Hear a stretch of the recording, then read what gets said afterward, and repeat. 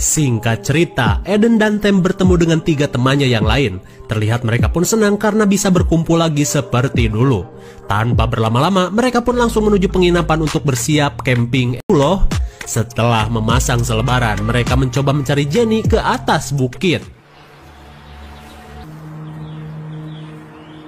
Belum lama asruk-asrukan, mereka pun menemukan sosok Jill sang psikopat. Tanpa diduga, teman si Kepang baru saja ditampol Jack.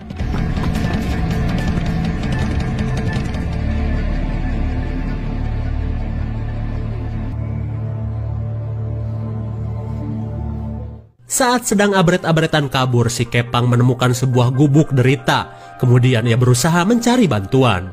Namun sungguh di luar nalar, si Kepang malah bertemu Jill di tempat ini. Cepat sekali. Kemudian si Kepang yang ketakutan mencoba membujuknya untuk tidak barbar.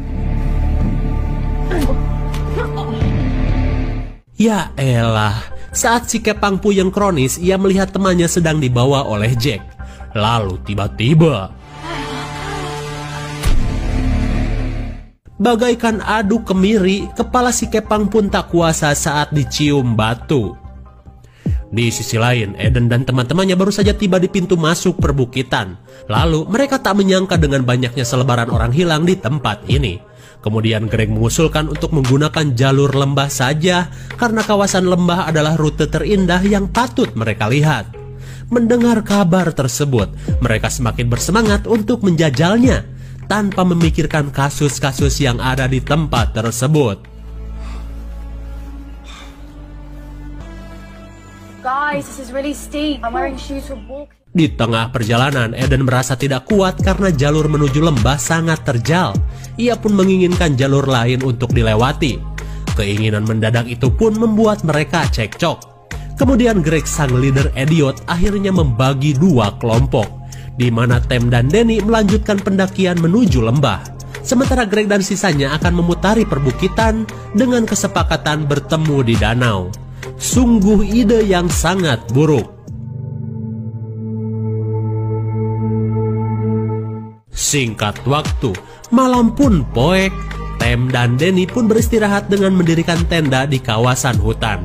Terlihat mereka pun menikmati suasana sepi dan hening tersebut. Akan tetapi, mendengar suara tersebut, Danny menyangka itu adalah Greg si tukang ngintip.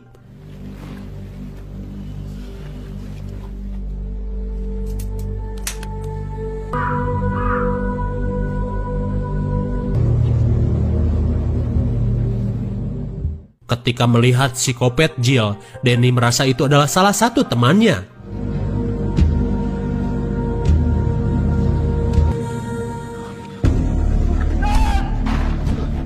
Dengan satu kali tampolan, Danny pun ambruk. Dan dengan mudahnya, Jill melakukan fatality. Akhirnya, Danny pun tewas di akupuntur belati. Di sisi lain, Tem merasa khawatir karena si AA belum juga kembali. Namun saat melihat seorang membawa lampu, Tem mengira itu adalah Danny.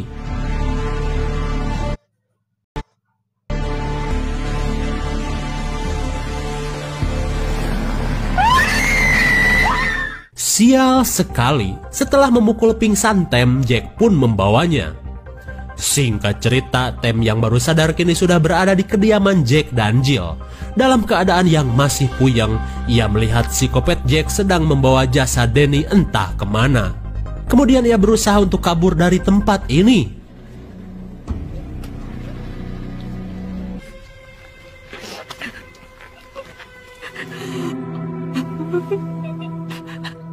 A few moments later.